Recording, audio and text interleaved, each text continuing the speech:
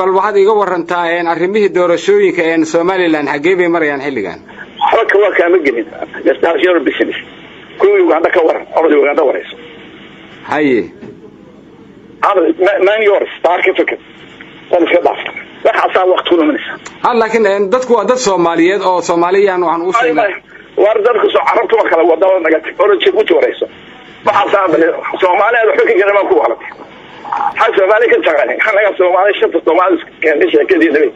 ma waadan si wadaniyada oo dadka af Soomaaliga ku hadla aadan u hadlaynin